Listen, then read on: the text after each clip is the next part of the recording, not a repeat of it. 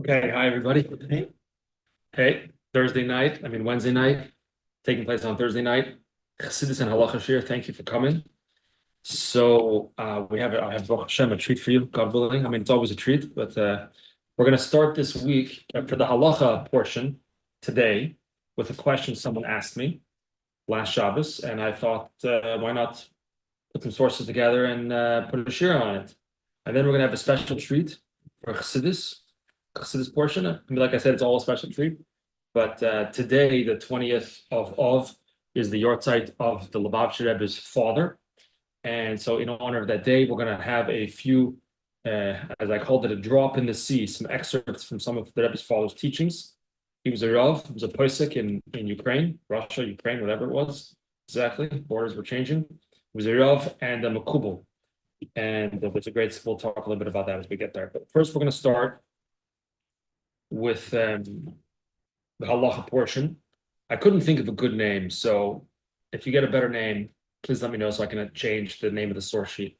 Maybe it'll be used again in the future. The Sefer Torah's belt. It's not a good name right now. So on Shabbos, this past week, Shabbos Mincha, when it came to after Kriyas Torah, and we did Galila here in the Beis Chabad. So when someone was wrapping the gartel, the belt, around the Sefer Torah, me or maybe someone else who knew already motioned them to put it lower on the Sefer Torah. And someone asked me, everyone puts it on the top part of the Sefer Torah. Higher up. Or higher up. Why does Chabad putting it lower down on the Sefer Torah? So it's not really a question of halacha, but it's related to halacha. Galila certainly, I think Kriyas Torah obviously is all part of halacha. So we'll check out some of the sources. There's some interesting personalities here, including Baruch Hashem, many sources that we've never looked at before, many Sefarim we've never looked at before, which is always fun when we get a news. You're always looking at the Shulchan Aruch, which you should be. You're always looking in the Torah and the Beis Yosef and the Rambam, which you should be. But also sometimes it's fun to explore new Sefarim that were, at least I should say, new to me. And I'll try to share a little bit about who the authors were. I spent some time researching that as well, just to try to flesh it out a bit. But we're going to start with the Shtickl Gemara in the Sefer Menachos, where it talks about mezuzah, which of course is related to this week's parsha anyway. We read the Chasat al mezuzah beisecha. We read the pasuk about mezuzah in this week's parsha. So the Gemara says Menachos daf lamed gimel omed aleph omer Reb Zera omer Reb Masna omer Shmuel. Reb Zera said in the name of Reb Masna, who said in the name of Shmuel, mitzvah, it is a mitzvah, lahanicha betchila shlisha elyon, to place the mezuzah at the beginning, also known as the bottom, of the upper third of the doorpost. Everybody knows this, right? You have a doorpost, you want to know where do you place your mezuzah. You measure it. If you want to be precise, you measure it. How tall is it? You do some basic math, divide in three. The top third, mezuzah goes at the bottom of the top third, which usually is roughly eye level, depending how tall you are. But it's roughly eye level. The question is debated amongst different people. What if you have a very, very tall doorway, like Shar Yafo, for example? You're walking to the old city. That's the gate of a city, whatever. Let's say a very tall doorway at a shul, or maybe you're very rich and you have a fancy house with an enormous door. Do you still place the mezuzah at the bottom of the upper third, which might be like 15 feet high in the air? Do you still put it there, or do you put it eye level? Discussion about this. There are different customs, actually. Okay. Anyway, the Gemara says mitzvah lanicha betchila shlisha elyon. The mitzvah, that is the proper placement for the mezuzah, is in the beginning of the upper third. By the way, just as an aside, many people may be familiar that the Rebbe often counseled people to have their mezuzahs checked by a Sefer. Many times people wrote to the Rebbe that were having problems, something in their life going on, whatever. The Rebbe would often say, check your mezuzahs, and tefillin also. But there's really two aspects to checking your mezuzahs. One is to take them down. Someone actually texted me this week, what do? I take my mezuzahs down. Is there anything I need to do while they're down? So I explained to them whether you say a bracha when you put them up, etc. But anyway, one thing is when you take the mezuzahs down to check them, you bring them to the Sefer. The Sefer goes through them and checks to make sure no mistakes, God forbid, right? Or nothing faded out or whatever. But another element, I believe, to checking your mezuzahs is to checking the placement of the mezuzahs. Do you have them in the right place? do you have them in all the places that are necessary? Some people might find out that they've had a mezuzah on the wrong side of the door for the last 20 years. Could be such a thing. Or that they missed a door or missed an entranceway, things like this. In any event, important to check both the actual writing of the mezuzahs as well as the placement of the mezuzahs.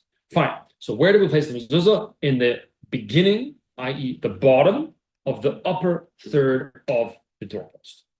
The Gemara continues. Rebbe Yehuda, Rebbe Yossi Omer, Rebbe Yossi, I don't know why Rebbe Yehuda got put in there for some reason, but I pasted it. Rebbe Yossi Omer, he says, Ukshartam, Uksavtam. The pasuk says Ukshartam, you should write it. That's talking about the mezuzahs. And it also says Uksavtam, you should bind them.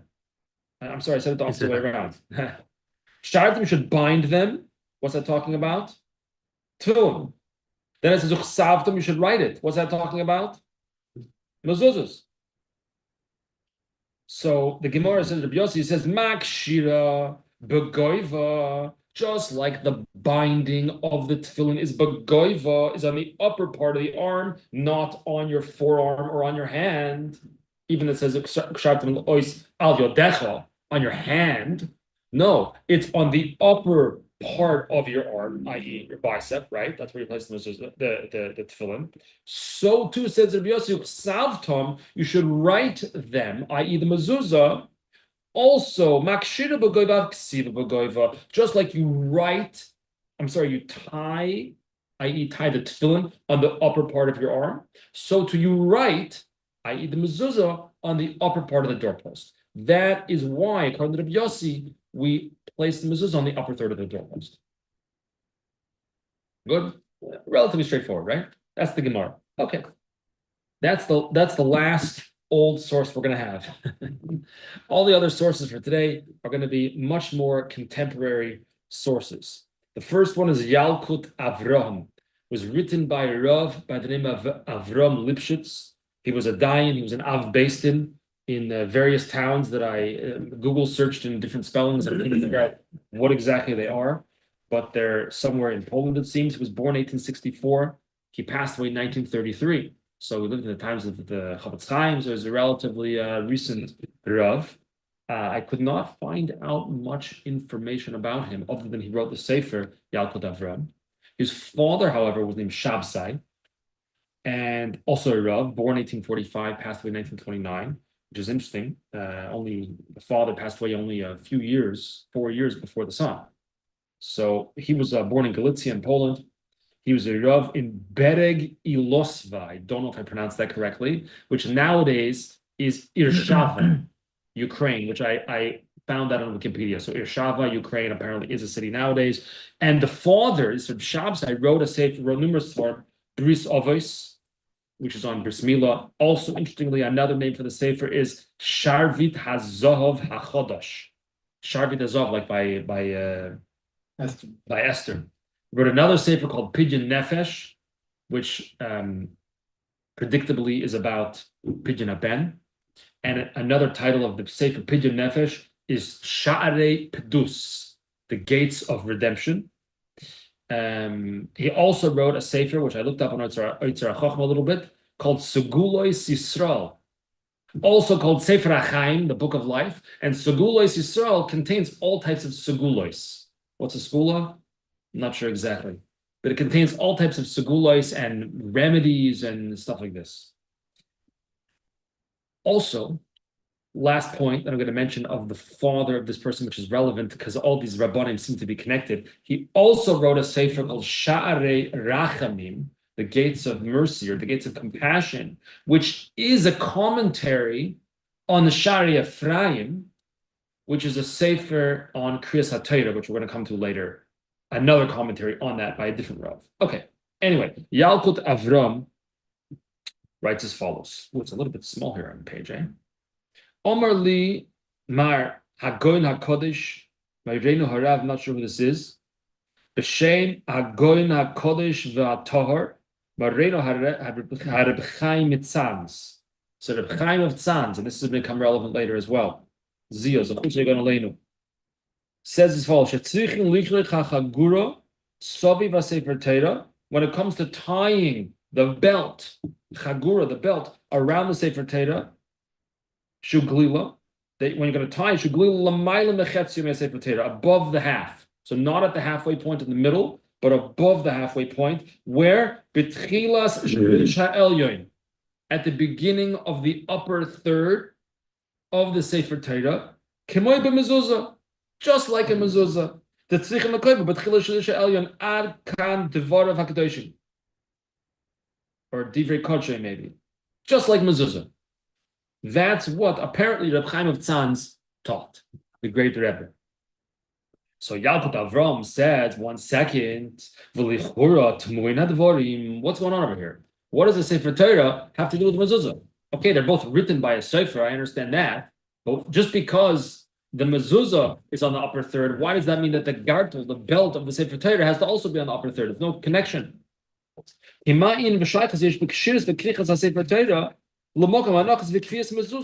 What connection is there to where you tie the belt, the gartel of the Sefer Torah, to where you place the mezuzah? They're two different things, no connection. We have an office.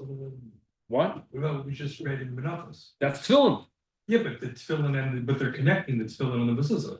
So indirectly you're connecting this to the tefillin, ukshartem. What about Sefer Torah? No. Indirectly you're connecting the ukshartem from the tefillin that connected to the mezuzah to the idea of the upper. Good. To connect the tying of the gartel right to the same idea. Well, 1 second. How did you get to the gartel? How did you get to the gartel in the Sefer Torah? Because the tying of the tefillin to the gartel, and also the connection of the upper third, the mezuzah to the tefillin. Okay, let's see. The dover godel omra goyna kodesh ziyah. Not sure.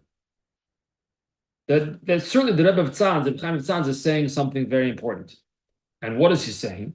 The Gemara Menachos Daf Lamed Gimel Amud Aleph, and the Gemara Menachos that we just saw, Yalfinon, we derive the Tzrichin Likboya Hamuzos of B'Tichlish Elyoin. That Rabbi Yossi says, how do we know that you have to place the mezuzah on the upper third of the doorpost? How do you know? Says Rabbi Yossi in the Gemara Menachos, Mishum the Gamrin and Ukshartam Ksabtam, because we make we derive from Ukshartam. Just like you bind the tefillin on the upper part of your arm, so to chsavtam, you write, you affix the mezuzah on the upper part of the doorpost.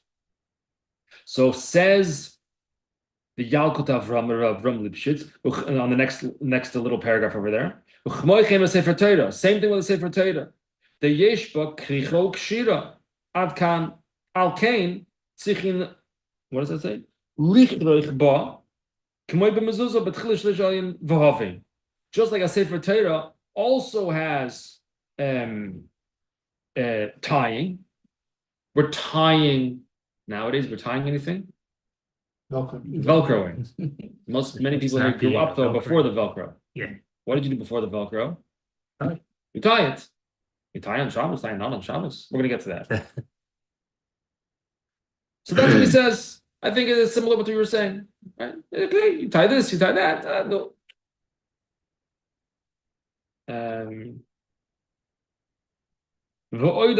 Period. So that's it. So we tie the tefillin, and now we're tying the Sefer Torah. So when we're going to tie it, we might as well tie it on the upper third, just like the mezuzah.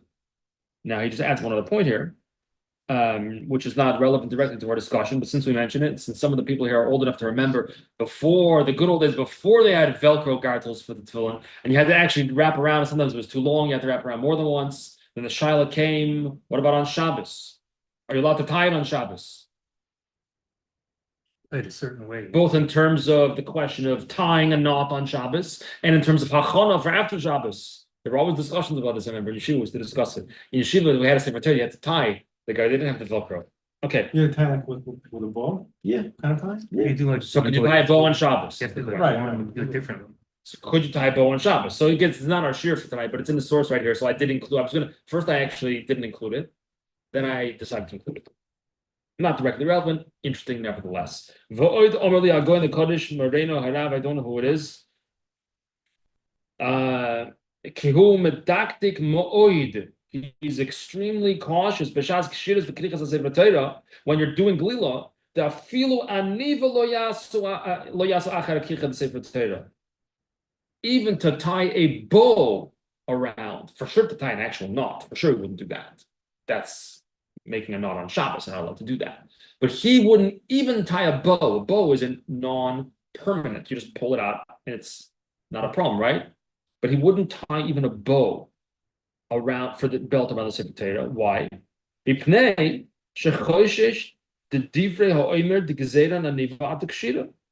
he was concerned that, according to the opinion that said you can't tie a bow on Shabbos, because maybe you'll think that all knots are okay, and you'll come to tie an actual knot on Shabbos, but you're chayiv b'Shabbos, and then you're chayiv on Shabbos, God forbid, for tying a knot, so he wouldn't tie anything. What would he do? Okay, so you just stick it in. That's what we used to do. You wrap it around, and then tuck it in. Tuck in the ends of the like we do for shoelace, tuck it in sometime into the sides. So there's a difference between tying a bow on your shoes and tying a bow on the Sefer Torah. I'm saying the leftover, some people will tuck it in. I'm saying just Right. I mean, b'chlal. B'chlal, right. All right.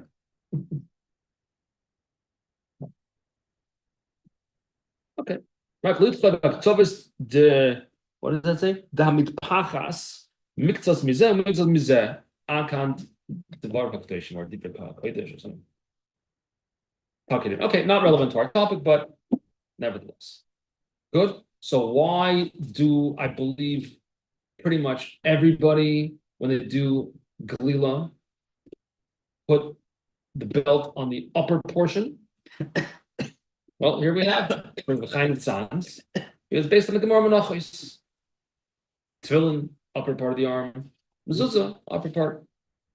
Good. Okay. Let's move on to the next Sefer, which is the. I used to say that you tie it higher up. It's, I think, sturdy. I mean, it's better to be. A lot of times you tie it low and it's still like. Okay.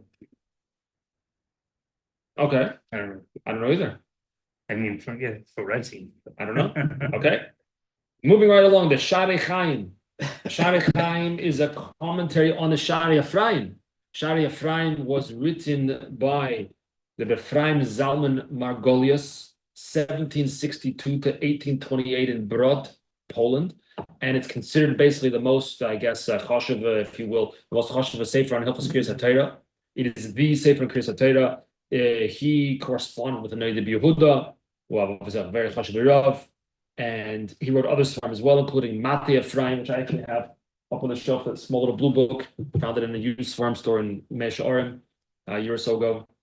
He wrote Matei Ephraim as well, which is on Elul and Tishrei, the halachas of Elul and Tishrei, so very relevant for right now. He had a brother, Chaim Mordechai, who was the author of Shari Tshuva on Shulchan Aruch. We've read some of his pieces before. Anyway, we're not actually reading the Shari Chaim, the Shari Ephraim. We're reading the Shari Chaim, which is on Shari Ephraim. Who was the Shari Chaim? So this is interesting. I mean, I thought it was interesting. His name is Chaim Tzvi Ehrenreich. He was born around 1875. He wrote a sefer called Kav HaChaim. Kav, Kuf, Vase is gematria 102 because it had 102 shuvas in halacha contained within the sefer.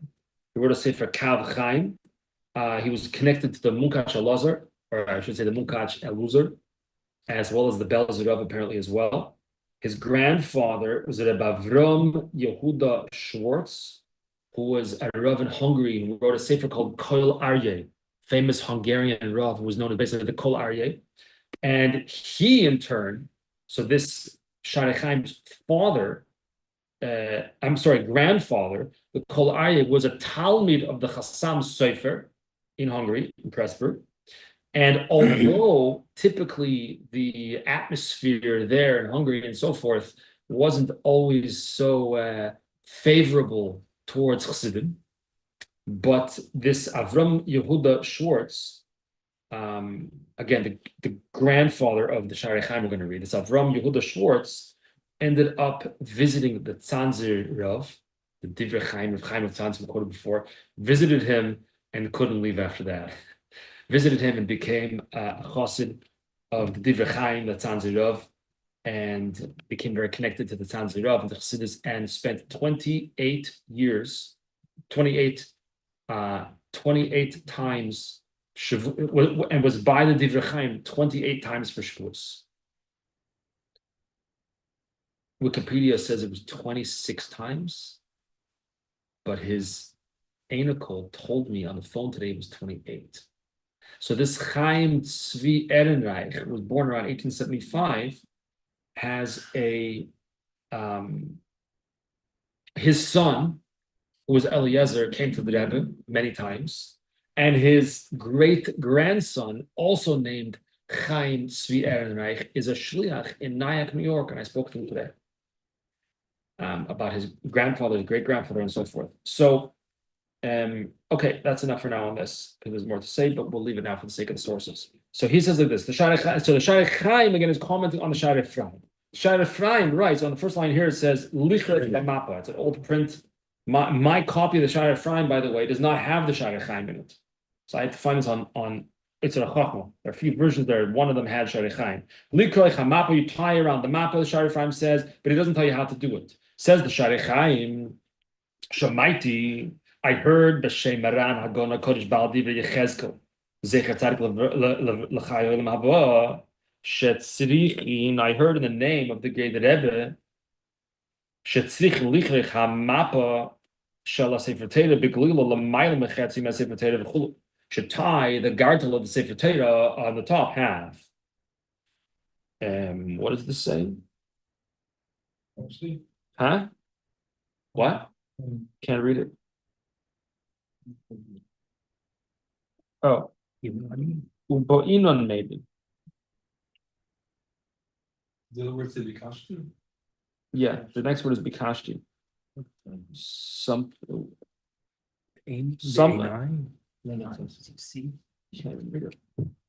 Okay, whatever. Bikashti, I looked around. I didn't find in any books of the poskim. Nowhere do I find mention of such a thing, to tie the gartel dafka on the upper half. But I heard it from holy people. What does that say? It says Omar. That even though I didn't find it written anywhere, but I heard from great people the reason, like the gartel that the Kohen Gadol would wear. Where would he wear it? Not belt level, he wore it higher, level basically to his elbows.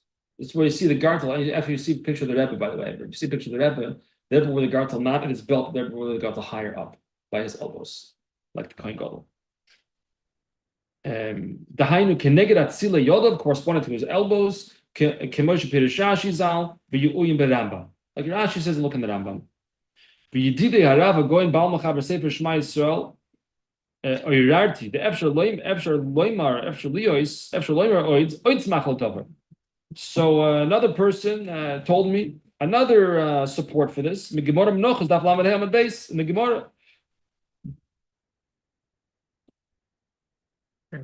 Kesher shel tefillin, tzorech sheyeh lamayla, the knot should be on the top. I mean, if you have a tefillin, you can't, like, sometimes, you put the tefillin, the knot has to be on the top, at least ideally. Which alludes to the fact that you saw the Jewish people are always, we're going to be lamayla, we're going to be above. So the knot of the tefillin, Shema Yisrael, is going to be above. V'loy lamata. V'yoyin b'chush chidush ha'agoras ma'arshah sham. Okay, we're going to skip this part. This is a little bit of a digression. Okay, so that's the Sha'arei Chaim. So he brings, even though I don't see it written in any Sfarim, but I heard that that it's like the Avneit. It's like the belt of the Kohen Gadol. So now we have two reasons. Number one, we say it's like the mezuzah on the upper third. Number two, it's like the belt, an actual belt, right? Mezuzah is not a belt. Here we have a Geshmak Avot. The belt of the Sefer Torah is like the belt of the Kohen Gadol. So it goes up. That's what he says. Okay. Yeah. Next source. Good. Next source is the Shut Marshag. The Shilas Uchuvois Marshag. Moireno Harav Shimon Greenfeld. Who was he? also from the same general region. He was born 1860, passed away 1930. All these Rabbanim for the same time period. He was in Khust, Hungary, which I believe today is Ukraine. Khust. Now he, Shimon Greenfeld, learned in the yeshiva of the Kol Aryeh, who was the grandfather of the Shari Chaim that we just saw. So they're all connected. All these Rabbanim are connected. And he was also a student of the Maram Shik. And interestingly, Khust, which again at the time was in Hungary prior to 1939, I think we know what happened in 1939. Prior to 1939, Khust had a thriving Jewish community, including the yeshiva that was established by the Maram Shik in 1861, which at the time was the largest yeshiva in the entire world, 800 Talmidim, prior to 1939. But unfortunately, by April 1944, almost all the Jews of Khust, Hashem Yinkoin Damam, had been killed in Auschwitz. So this is the Shud Marshan. Umasha Kosov, Miles Kloiter also time while Masha Madak in Bishat's Galil Licture said Dafka.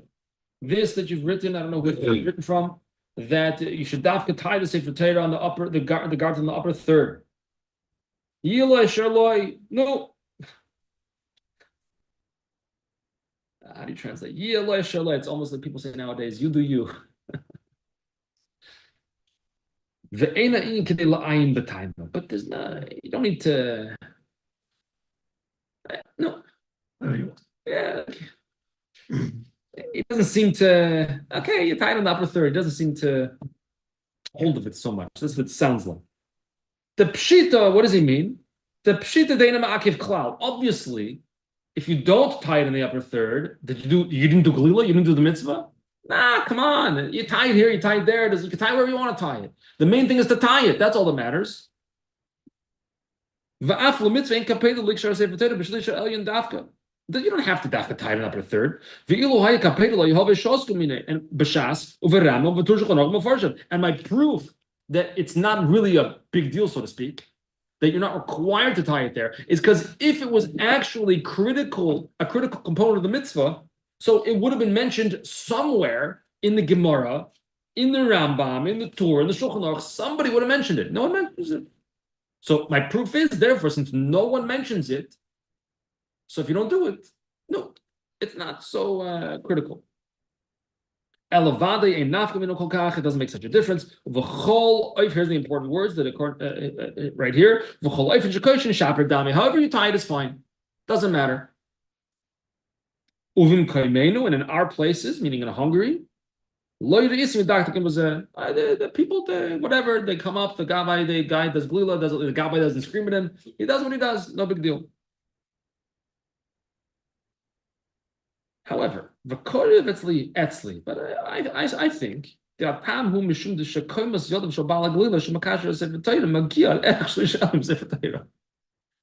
practically speaking, when the guy does glila, obviously this is only applicable to the Ashkenazim. When the guy does glila, what does he do after he does glila?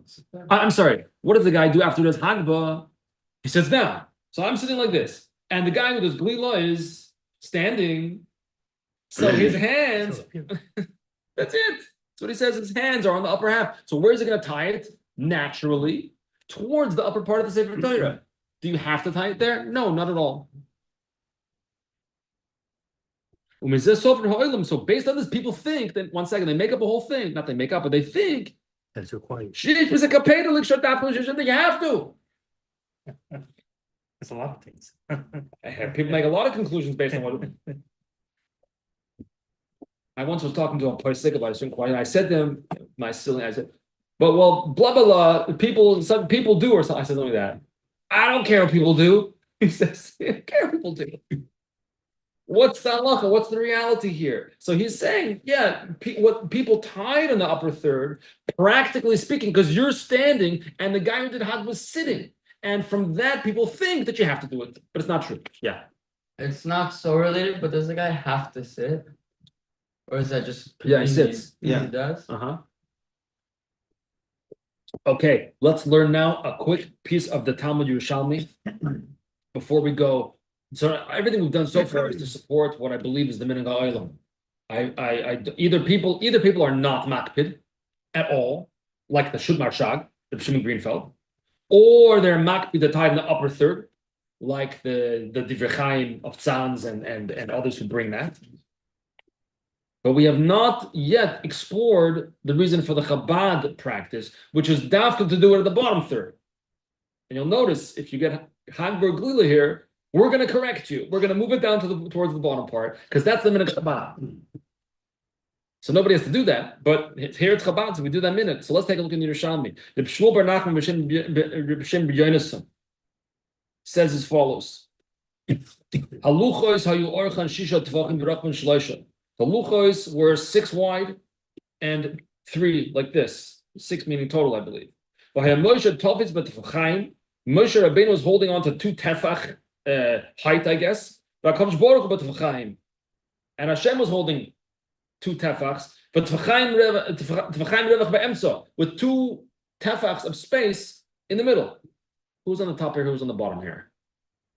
Abishur is on the top, obviously. Hashem is holding the luchos from the top.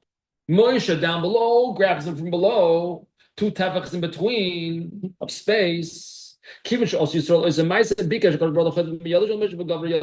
fine. That's the verse in Yerushalmi. And then it says, for the strong hand. Okay, that's the Talmud Yerushalmi. Now let's take a look at a Sefer from a Lubavitcher Rav in Cholon, Israel, by the name of Yochanan Gerari.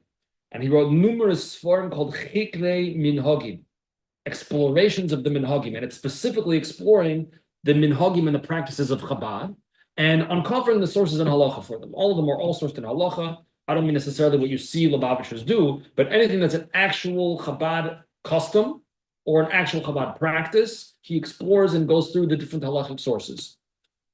So he says as follows: regarding the minhag of Chabad, by this way, this conversation I think started last week, that someone told me or asked me, it was a rhetorical question. So he kind of, when you ask a rhetorical question, you're kind of just telling, not asking. Someone told me / asked me, why does Chabad do everything differently than everybody else? So first I denied it. But they kept pushing and pushing and pushing. Okay, so when it comes to tying the belt, Chabad Taka does it different than everybody else. Everybody else either does it wherever they want, or they do it on the top half. Chabad does it on the bottom half. Why? So he's no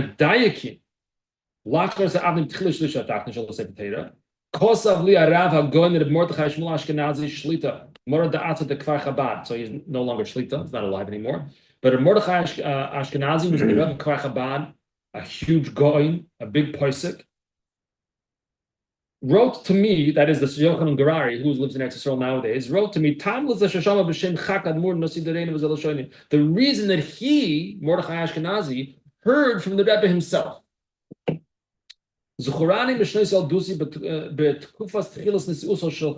remember, he said, in the early days of the leadership of the Lubavitcher Rebbe, so that means the 1950s. This minhag of tying the gartel around the bottom, somehow, I guess, came from New York, I guess, and maybe Chassidim had traveled back and forth, brought the news to Tel Aviv. There was a shul Chabad shul in Tel Aviv, and they said, hey guys, you're putting the gartel in the wrong place. We saw the way they do it by the Rebbe. By the Rebbe, they put it towards the bottom. Sipru, so they said, Shesholu is Chak Admur. Someone asked the Rebbe, no, what is this all about? Why it's the meaning it's different than everybody else does. And he said, the source is in the Yerushalmi that we just learned above. The source is from the Yerushalmi.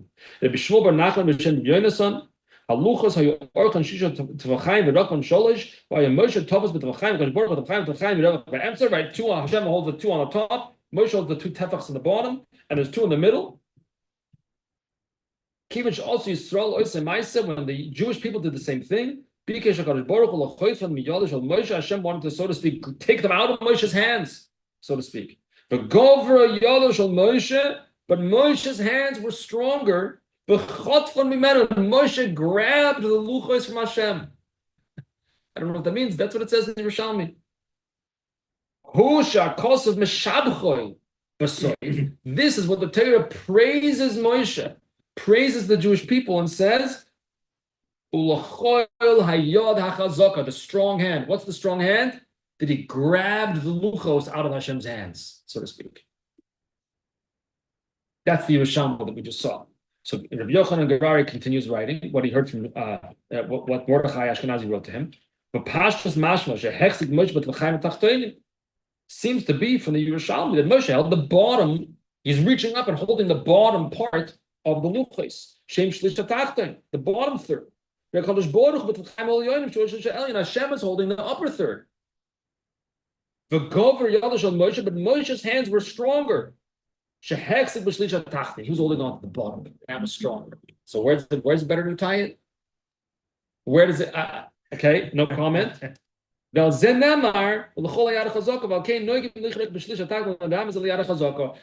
Chabad custom is to go according to the Yerushalmi and tie it on the bottom part to allude to the closing words of the Torah. Yeah. But isn't there a bigger connection between Ukshartem v'Chasvam than like Moshe holding the bottom luchos? So, do you know what I'm saying? You have a good point. The only response I can say is everybody does their minhag. The other thing a lot, like I said before, when like I'm the guy in the shul there, you go to different shuls. A lot of times when somebody does hagwah, if somebody does it too low, they're not telling them to move it up because it's not supposed to be here, it's supposed to be here. A lot of times they put it in the middle, they put it up where they think it'll hold better, look better. I mean, like if it's too low, it shouldn't be here, just move it up a little. I don't think a lot of people do minhag that it's like it should be at the top third. A lot of them, I've seen them more like right in the middle. They're not leaving like the top. It could also be maybe just the strength to support what you're saying. It could be that many times you find someone. I don't want to badmouth anybody, but like doesn't do the best job at glue. Doesn't really tighten the Sefer and like they loosely put the gartel around and the gartel falls down. Right. By the way, I don't think according to Minhag Chabad that the gartel should be at the bottom. It should be in the bottom third. Just like the ones who put in the top third don't put it at the top. Just like you don't put the mezuzah at the top, right? The mezuzah is not supposed to be at the top of the doorpost, it's supposed to be at the bottom of the upper third. So if you're going to tie the gartel, do it not at the top of the Sefer, do it towards the top. And likewise, according to Chabad, not at the bottom, towards the bottom. But maybe what you're saying, that's maybe a good reason. They didn't tie it so tight that it falls down. Then it's not really holding it. So maybe that's a good point. Using the logic of what was just said, that Moshe almost pulled the Torah from Hashem, which some might say is a little bit disrespectful. Shouldn't the gartel then be, for that specific reason, closer to the top to represent what was pulled from Hashem? No, because the Gemara says that the fact that Moshe was able to, so to speak, grab it away, so to speak, and his hand is praised. That's praised, according to Yerushalmi. So we want to emulate that. Hold it to us or physically? I mean, not literally physically, but it means like Moshe daven or. The Gemara doesn't say what it means.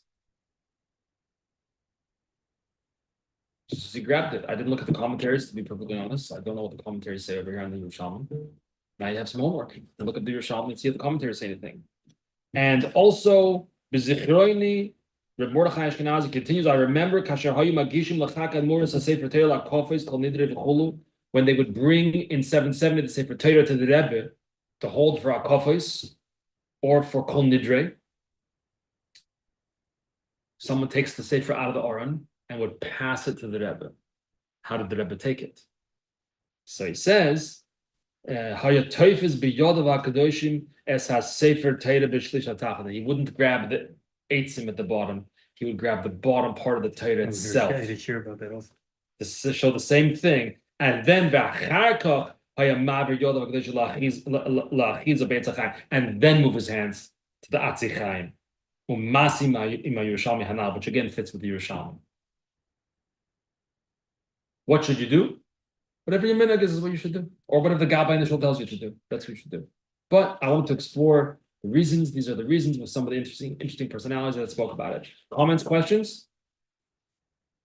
Okay. Let's take a look now. A drop in the sea. As I mentioned today, the 20th of the month of Av is the Yortzeit of the Rebbe's father. The Rebbe's father was a Rav in the town of Yekaterinoslav, and he was a Makubal, as well as an expert in Gemara, Shas, Poskim, and so forth.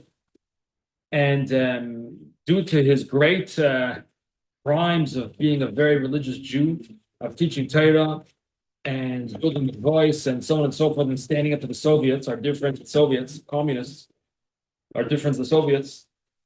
He was, let's just say he got in some trouble. And he was eventually sent into exile by the Soviet government to a town in Kazakhstan, where it was very, very difficult living conditions there.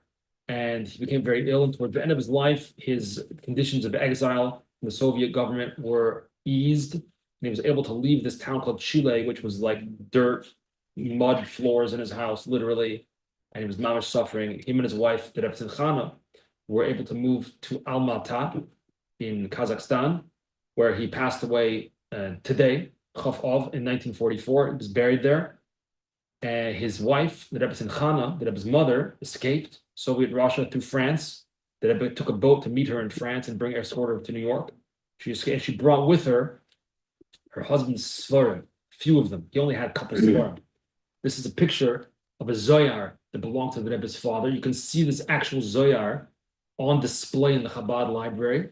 And this is the Zoyar, and this is the Rebbe's father's handwriting in the margins of the Zoyar. Where do you get ink from when you're in exile in Kazakhstan in the 1940s? The answer is very simple. His wife, the Rebbe Chana, would go out to the fields, because there was just like a wasteland, basically, out to the fields, and she collected berries. You can't tell in this picture, but I've seen the actual Zoyar, by the way. I've seen them, the actual ones. She would collect the berries, crush them to make ink for her husband, to write his chidushim on Zoyar and on Shas. And so the colors in the margin are like purple, green, different colors based on the color of berries. So she smuggled out some of the Svarim, and his chidushim were then published from these marginalia is actually the technical academic term for this writing in the margins. So we're going to have some of his teachings today in honor of the Rebbe's father, Rebbe Levi Yitzchak Schneerson, Zechusa Yogen Aleinu. His very, very, very, very heavy Kabbalah, very heavy Kabbalah. Basically, if you don't know Kabbalah, you can't understand a word he says. He's fluent in the entire Shas, Poskim, the entire Kabbalah, like backwards and forwards. And his style is very hard. I'll just say that. Very, very difficult style. Even Talmidei Chachamim, for the most part, don't have a clue what he's talking about. Very, very difficult style. So I picked out a few, I shouldn't say someone picked out a few excerpts, and I went and looked up some of the excerpts from the actual sources here from his different writings to share just what's a drop in the sea of his writings. And what I have found, in just a little bit of study of his teachings, the theme that I've seen, if you can call it a theme, is precision. How everything in the Torah is extremely precise. Every name, every word, every letter, and he goes through huge Kabbalistic ideas connecting so many things in the gematria and the number. It's unbelievable stuff. Let's take a look at a few of them. So the Gemara says, or the Torah says, pasuk, V'ro kol ami haaretz, all the people of the land will see ki shem Hashem nikra alecha, that the name of God is upon you. Pasuk in Chumash. In the Gemara, Rabbi Eliezer HaGadol says, what does that mean that the nations of the world will see that the name of God is upon you? What does that mean? So Rabbi Eliezer HaGadol says, Elu tefillin sheberosh, these are the tefillin in your head, the head tefillin. So let's take a look at this. End of the first line. That Rabbi Eliezer HaGadol is the one who said this, Ma'amer Chazal. No one else could have possibly said it. Only he could have said it. Because he corresponds to the tefillin. He is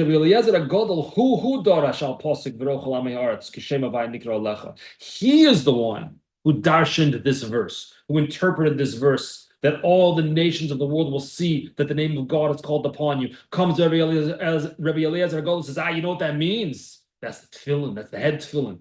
Dafka Rabbi Eliezer HaGadol. Like I said in the Gemara. Where do we see this precision, if you will? Shem Havaya, the name of the Yud Kei Vav Kei, who Misper Eliezer HaGadol b'mechuv, is exactly the same gematria as Eliezer HaGadol. The Shem Havaya, that the pasuk says that the nations of the world will see that the Shem Yud Kei Vav Kei is upon you. Shem Yud Kei Vav Kei is Gematria Eliezer HaGadol. So he is intrinsically connected to the tefillin. V'hainu shal Rebbe Eliezer heir b'chin Shem Havaya. That Rebbe Eliezer was living such an elevated spiritual life that the name of God, the Yud Kei Vav Kei, the Shem Havaya, it was shining upon him to the extent that he became Rebbe Eliezer HaGadol. That's the same numerical value as the Shem Havaya, the Yud Kei Vav Kei, as meaning Shem, Shin Mem, Yud Kei Vav Kei, as it says in the pasuk. So we see the concept of Rebbe Eliezer HaGadol spiritually is the Tefillin Shebarash. That's one part.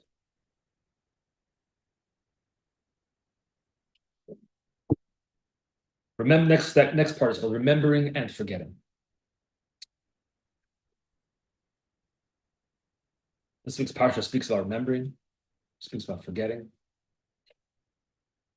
So we know there's a halacha, famous statement from the Gemara. It's not relevant this year because this year Rosh Hashanah is not on Shabbos. But everybody knows the halacha. In fact, when Rosh Hashanah is on Shabbos, if you go to any Chabad house or any shul that has people that are less observant in attendance, they show up to shul Rosh Hashanah. It's Shabbos. Why is there no shofar? That's what I came for. And we're like, no, sorry, we don't blow shofar on Shabbos. But it's Rosh Hashanah. That's what I came for.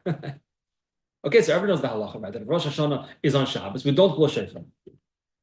No, why not? How can you just take away the mitzvah shofar? What do you think you are? Oh, Rabba takes it away. What does Rabba say? So the Gemara says, Gezeira de Rabba. Rabba made a Gezeira, made a decree. What is the decree? Maybe there's going to be someone forgetful. Maybe there's going to be an Am Ha'aretz. It's a little bit more maybe than forgetful.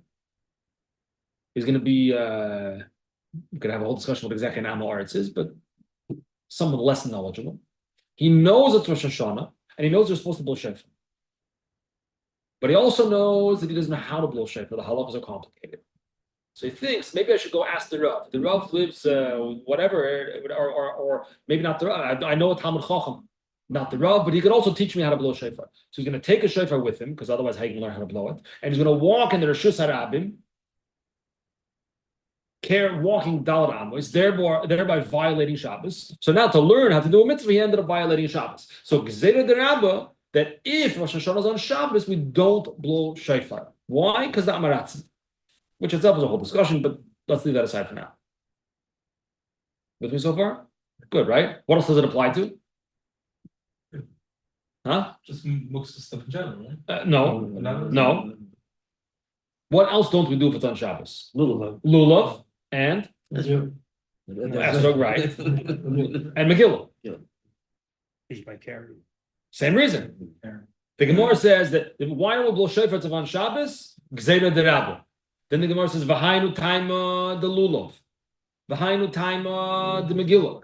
It's the same exact reasons. Maybe you're not going to know how to shake the lulav. What don't you know how to do exactly? Okay.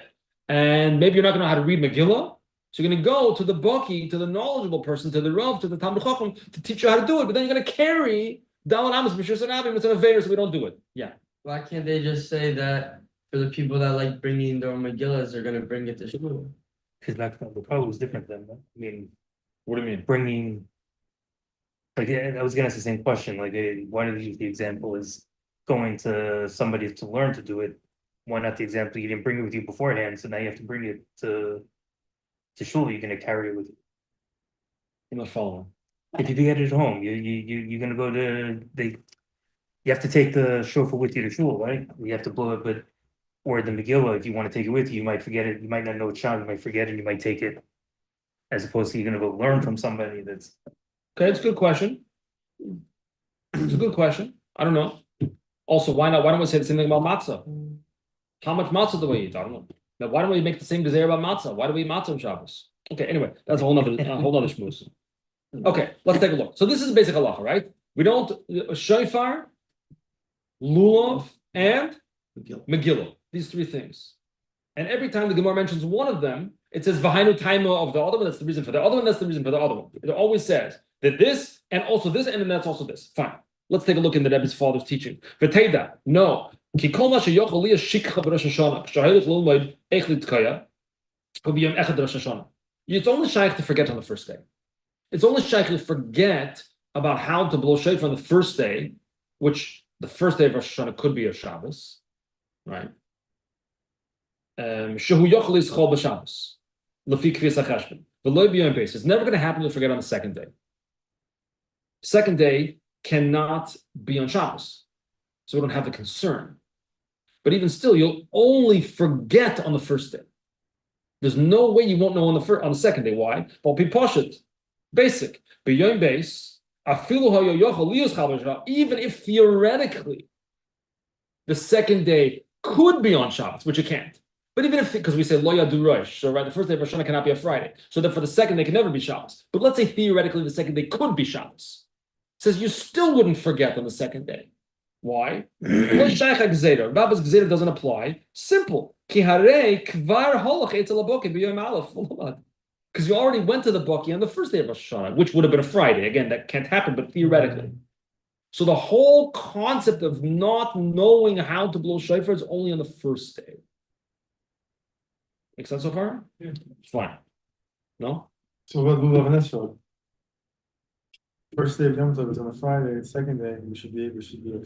Doesn't happen also, does it? Because you don't expect this, that's the same day as Rosh Hashanah. But yeah, with the Kutzar. No, it's the same day.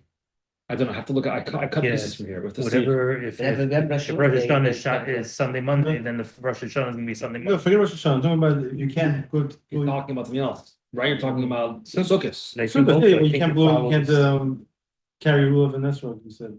We don't do it on Shabbat, but if it comes on a Friday, I don't and you think already it went to the counts on a Baki, Friday. you already went to the But expert. it doesn't happen that way. What's going on? Because Rosh Oh, Hashanah. you think you never Rosh Friday Hashanah, Shabbat? Yeah. The first days of Never Sukkot Friday come out the Shabbat, same days of the yeah. week as Rosh Hashanah. If you can't come out Friday, then you couldn't come out because it's the 15th. It's still the same. I think it's if you look it up, it always comes What out the about same. Purim? Purim could be on Purim's another. Friday. It was this year, right? It was, yeah. And then you have Shushan. Shushan Purim. Okay, I don't know. It's too complicated. Too complicated. Too complicated. Skip to the next paragraph. V'zetzor of Bir Rochov. We need a big explanation. Ma'u shaychusam kshirosam zeh b'zeh. What is the connection between the shofar, sukkah, and lulav? However, v'ein kan mekoymei laharich b'zeh. I can't write about it now. By the way, this is an excerpt from a teaching that's like a letter that he wrote someone that's pages and pages and pages long. But it says, I can't tell about it. Okay. Lachain. Therefore, listen to this. This is like, since by shofar there is a gezerah, the gezerah the rabbit don't blow it on Shabbos. To that means that by the other ones, it's also possible you might forget. By lulav and Megillah, you might also forget, even though here he doesn't explain the exact connection between them. Simonach, and your simon is V'yava Yaakov Sholem Ir Shechem. Yaakov came Sholem to Shechem. Sholem means whole. Sholem is Rosh Tevis, Shofar, Lulav, Megillah. So when you're on a level of Shlemus, you won't forget Shofar, Lulav, Megillah. However, Raimish be'elu agimel you're talking shikha. The ha'omer sheyesh shikha, the one who says, the one who made the gezerah, listen to this, the one who made the gezerah that said maybe you're going to forget and you're going to carry, who was it? Rabba, not Abaye, not Rabbi Yonason, not Hillel, Dafka Rabba. Shehu Sefer Tevos, the Shofar of Megillah. Did you catch that? Fantastic. The Rabbah, the Reish, is the last letter of the word Shofar. The base is the last letter of the word Lulav, and the Hay is the last letter of the word Megillah. What does it mean? I think maybe what it means is that only someone, but the word Sholem is the Roshei Tevis. The Roshei Tevis versus the Soifei Tevis. So you won't forget. Oh, someone who's on the level of Rosh, Roshei is on the level of a head. The beginning, the top. You don't forget. Sholem, Shofar, Lulav, Megillah, you're not going to forget. But the Gezeira is the Rabbah, who was concerned about those who are on the level, if you will, of Sefer Tevis. They're holding by the end. They're holding by the low level, the level of a Sefer Tevis. The Seif, they're shaykh to forget. So therefore, the three things where we say the Gezeira applies are hinted to in the name of the person who made the Gezeira, Rabbah.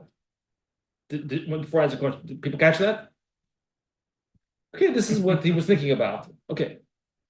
So why did Rabbah fully prohibit like Megillah or Shofar and Shabbos? Why couldn't he just say like something specific, like if you don't know how, then you can't bring it to like an expert? Like why this? It's a good question. It's a question I think in general in Torah how Gezeiras work.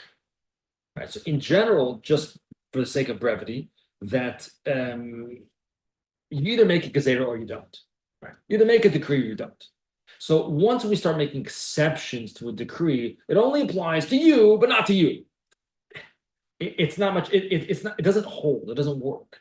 Meaning, for some reason, which is discussed at length since what exactly it was, but for some reason, Rabbah had a concern, and he felt there was a significant enough concern to institute across the board. Meaning, even those of us who are not going to forget, we lose out also, so to speak. Although, obviously, we don't actually lose out. But that's a separate discussion. Meaning, whatever's accomplished by shofar spiritually happens on Shabbos on its own, even without shofar. But that's a spiritual statement, which anyway, we're learning here a little bit about Kabbalistic ideas anyway. But yeah, Gezeiras either happen or they don't. So the Gezeira either applies or it doesn't. We can't start making exceptions to it. Okay. Should we do one of the pieces or we should wrap up? Okay. The next piece is like this. So this is a Gishmaka piece too. My wife actually told me about this today. I didn't know about it until today. My wife told me. So just by way of intro, here I have a copy of a Tanoim document. Just photocopy. I printed it from a PDF on my computer that I have. A Tanoim document. It's called the Rebbe Feinstein's Tanoim. And this is what you write when a couple we don't do Tanoim for an engagement in advance really now. We do it basically at the chuppah or whatever at the Kabbalah's Panim, and it's basically irrelevant a few minutes later when you go to the chuppah. But it says basically the names, what the date and the location that we've agreed to get married and so on and so forth, and which day it is and so forth. Va'al yavrichu, we say that we're not going to run away. Va'al ya'alimu, we're not going to hide ourselves. Lo zeh mizu v'lo zu mizeh. Not this one from that one or that one from this one. I can't really see it. It says lo zeh mizu v'lo zu mizeh. Mezuzah. People have all sorts of drushes about that. What is it? Why dafka? What's mezuzah? But let's take a look over here. V'ho'inyan hu. It says above, which is referring to in Zohar. Mezuzah, it says that mezuzah is klala, it includes dochar v'nukva kechada. Dochar is the zohar, right? In Aramaic, a dalet becomes a zayin, so it's zohar, v'nukva, and that's the nekeva and the woman. It includes the man and the woman kechada as one. The mezuzah includes man and woman, husband and wife. V'hainu. In the word mezuzah itself, we have included the man and the woman. Zu and zeh. Zu loshen nekeva. Zu is loshen nekeva, means the woman. Zeh loshen zachar is the man. So the word mezuzah is zu and zeh. That's the woman and the man included there.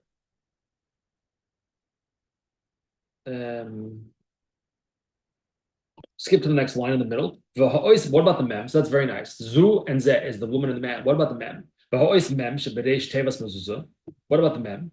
Roimez al mash omrazal is what alludes to what Chazal tell us in the Gemara Masechta Nida that says, "Our boy miyoim koidim yitziras havlad." 40 days before the formation of a fetus, of a child, a baby, whatever. Bas kol yotzes vaymeres, a heavenly voice proclaims, Bas ploini leploini, such and such a person is destined to marry such and such a person, also known as Bashert, or Zivug, or whatever you want to call it. Zeu mezuzah. Mem, zu, zeh. Mem is the 40 days, zu is the woman, zeh is the man. Right? Mem hua mem yoim. Mem is the 40 days. Before they, it says who the decrees who they're going to marry. Zu hua bas. Zeh was a ploini. And he says also, you say Yitzchak when he got married was 40. Okay, I don't exactly know what the relevance of that is, but that's the answer. So we see here in the word mezuzah is included that 40 days before you're even born, it's already declared zu and zeh, who you're going to marry, which are connected to the mezuzah. He doesn't explain here fully, but I think part of the idea is that the mezuzah is the entrance to the home. Right? The home is the husband and wife come together, establish a home, and that's why they say, I heard once before, the Rebbe's father doesn't say that, I heard elsewhere, that's why they say, at least according to Ashkenazim, they put the mezuzah at a slant. Meaning has to be some element of compromise. Because the Gemara actually says two opinions. The Gemara says like this, which is the way the Sfardim do it, and the Gra, and the descendants of the Gra do it like this also. The Gemara says do it like this or like this. No, the Gemara doesn't say to do this, interestingly enough.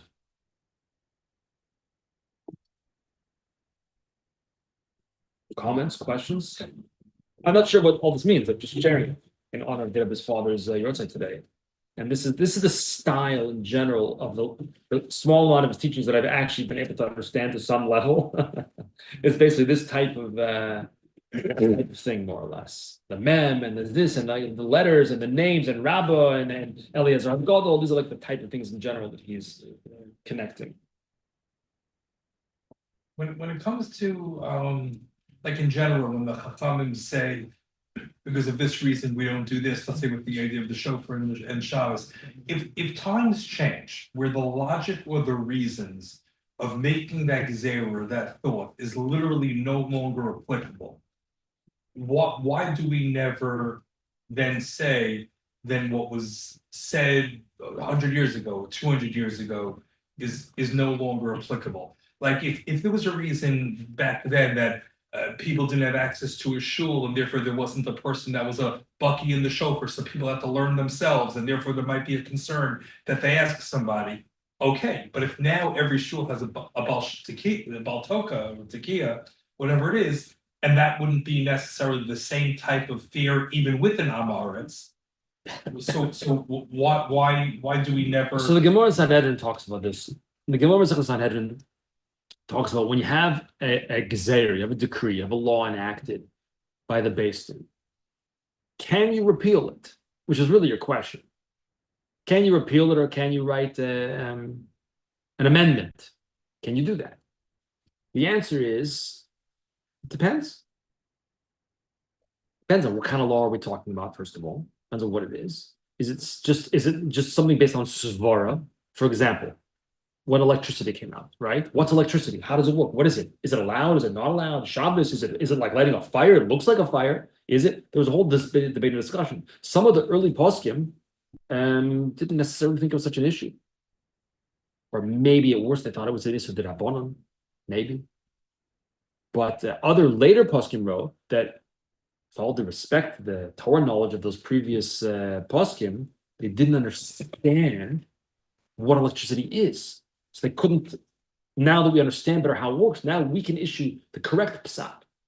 So that sometimes you have things like that, where it depends, what are we talking about? Is it a lack of understanding? Is it we have more information, more knowledge, etc.? Then maybe we could change things. Depends what it is. But in general, if it's anything that was instituted by the Sanhedrin or any Beis Din from the past, really you need, the Gemara Sanhedrin talks the whole section about it, about you need a Beis Din that's greater b'chochma v'minyan, greater in wisdom and in number, meaning just a greater Beis Din.